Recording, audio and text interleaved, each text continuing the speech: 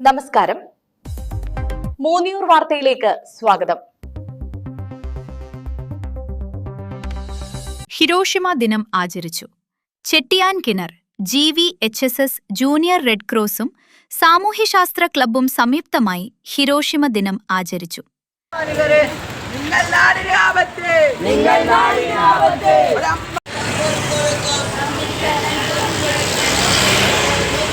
യുദ്ധവിരുദ്ധ സദസ്സ്, റാലി, പ്രതിജ്ഞ, സഡാക്കോ നിർമ്മാണം, പോസ്റ്റർ പ്രദർശനം എന്നിവ സംഘടിപ്പിച്ചു.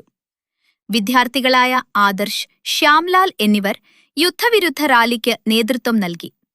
പ്രഥമാധ്യാപിക പ്രീതി ശ്രീധരൻ ഉദ്ഘാടനം ചെയ്തു. വേണ്ടത് സമാധാനമാണ് വേണ്ടത്. എപ്പോഴും വേണ്ടത് മനസ്സിലുണ്ടാവേണ്ടത് സ്നേഹം എന്നുള്ള ചിന്ത തന്നെയാണ്.